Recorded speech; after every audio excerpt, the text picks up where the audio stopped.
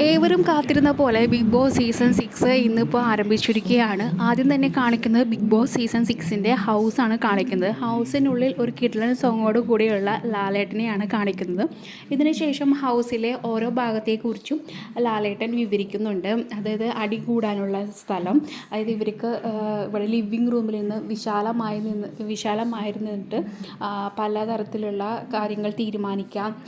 കൂടാതെ നോമിനേഷൻ വേണ്ടി ഇവിടെ വന്നിരിക്കാം, അടികൂടാം, അങ്ങനെ പലതരത്തിലുള്ള കാര്യങ്ങളും അരങ്ങേറുന്ന സ്ഥലമാണ് ഇത് എന്ന് ലാലേട്ടൻ പറയുന്നു. പിന്നെ പുറത്തെ ഗാർഡൻ ഏരിയ കാണിക്കുന്നുണ്ട്. ഗാർഡൻ ഏരിയയെക്കുറിച്ചും ലാലേട്ടൻ വിവരിക്കുന്നുണ്ട്.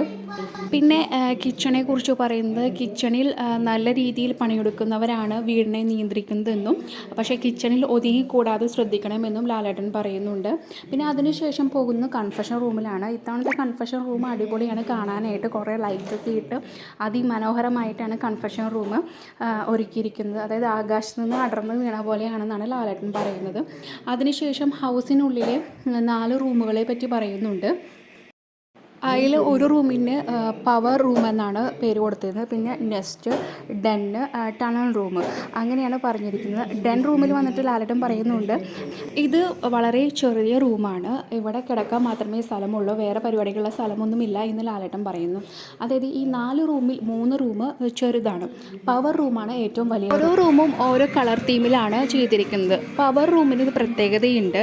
അതായത് കുക്കിങ്ങിന് പവർ, ഷോപ്പിങ്ങിന് പവർ, പിന്നെ ജയിൽ നോമിനേഷനുള്ള പവർ, അങ്ങനെയുള്ള കുറേ പവറുകളുള്ള റൂമാണ് പവർ റൂം. അതായത് ഹൗസിലെ ഓരോ ആക്ടിവിറ്റിക്കായിട്ട് നമ്മൾ 4 ഗ്രൂപ്പിനെ ഡിസൈഡ് ചെയ്യില്ലേ, ഈ 4 ഗ്രൂപ്പുകാർ ഓരോരുത്തരും ഓരോ റൂമിൽ പോകണം. അങ്ങനെ ഓരോ ഗ്രൂപ്പുകാരാണ് ഈ റൂമിൽ താമസിക്കേണ്ടത്. അപ്പോൾ എന്തായാലും ഇതൊരു ഗ്രൂപ്പിസം ആവാനും പവർ റൂമിലുള്ളവരുമായിട്ട് തല്ലുണ്ടാവാനൊക്കെ വളരെയധികം ചാൻസ് ഉണ്ട്. പിന്നെ ലാലേട്ടൻ വേറൊരു കാര്യം കൂടി പറയുന്നുണ്ട്. ലാലേട്ടൻ പിന്നെ മറ്റൊരു കാര്യം കൂടി പറയുന്നുണ്ട്. ഇതുവരെ ബിഗ് ബോസ് ഹൗസിലെ എല്ലാവരും ഒരുമിച്ചാണ് കിടന്നിരുന്നത്. അതായത് രഹസ്യങ്ങളെല്ലാം പരസ്യമായിട്ടായിരുന്നു നടന്നിരുന്നത്. പക്ഷേ ഇത്തവണ രഹസ്യങ്ങളെല്ലാം രഹസ്യമായിട്ട് തന്നെയാണ് ഇരിക്കുന്നത്. അപ്പോൾ എന്തൊക്കെ മാറ്റങ്ങൾ കാണാമെന്നാണ് ലാലേട്ടൻ പറയുന്നത്. നിങ്ങളുടെ അഭിപ്രായം കമൻറ്റായി രേഖപ്പെടുത്തുക. കൂടുതൽ അപ്ഡേറ്റ്സിനായി ഈ ചാനൽ സബ്സ്ക്രൈബ് ചെയ്യുക.